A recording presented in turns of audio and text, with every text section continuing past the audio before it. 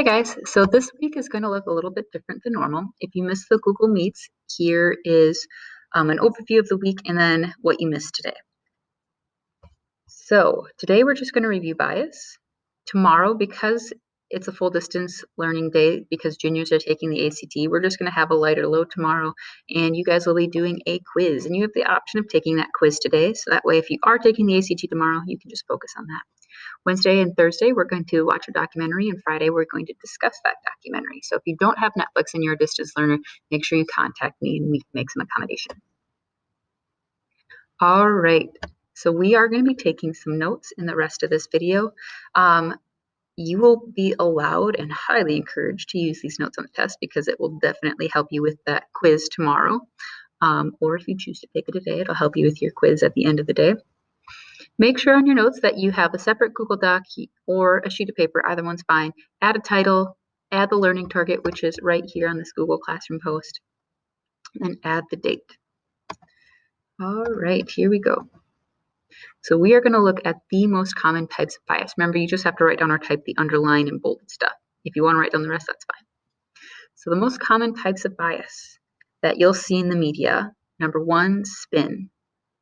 And this is when a journalist uses vague language and the claim just can't really be supported. Okay.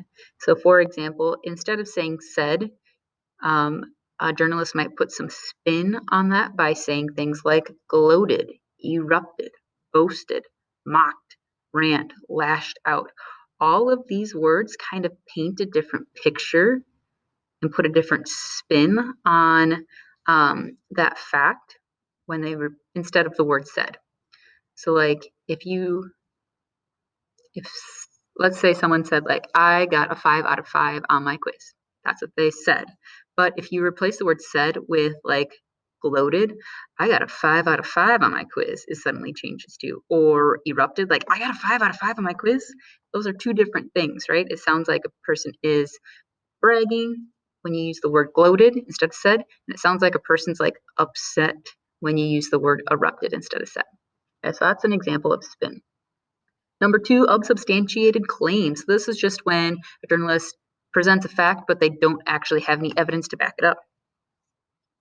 So here's an example of what that might look like.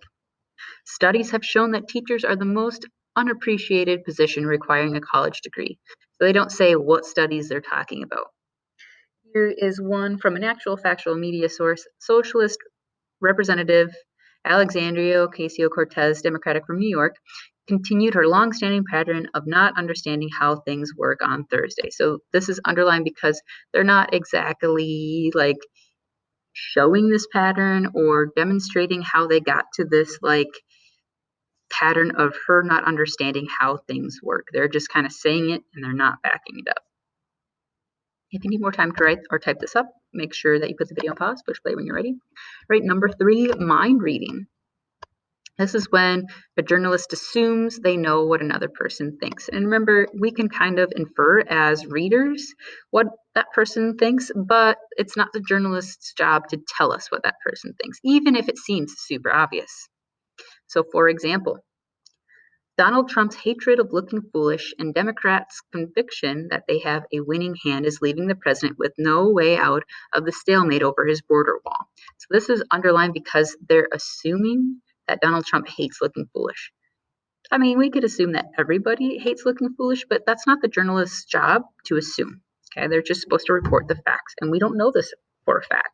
And Democrats' conviction that they have a winning hand, this is also, again, underlined because we could assume that the Democrats believe that they have a winning hand as the reader, but that's not the journalist's job. They're reading the Democrats' mind. They haven't gone and interviewed all of the Democrats to figure out whether they believe they have the winning hand in this situation, or interviewed Donald Trump and asked him specifically if he hates looking foolish. Okay, number four. Leaving or exclusion would be like leaving out part of the story or even not reporting on it at all. So sometimes right and left leaning news sources will do this where they only cover things that like make their side look really good, or sometimes they leave it out. So for example, we have this news story down here. Ocasio-Cortez has been portrayed as one of the leaders of the progressive wing in the Democratic Party. She, along with Sanders, has received intense criticism for policy proposals like the Green New Deal. Okay, so this is underlined because this news source is just saying like, hey, people really criticize the Green New Deal and making it look really bad when a lot of people, in fact, support the Green New Deal besides just these two people. So that would be an example of exclusion.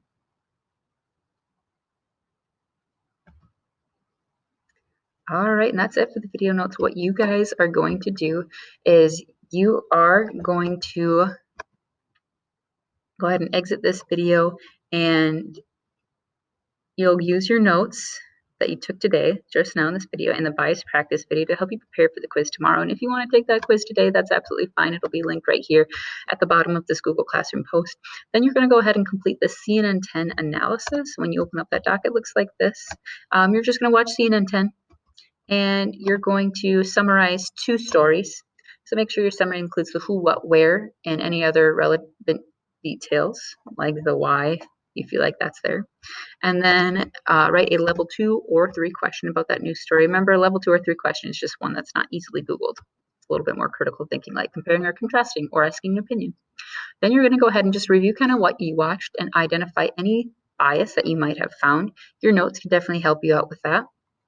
If you need an example of what this bias part would look like, I have this example right here in this light gray.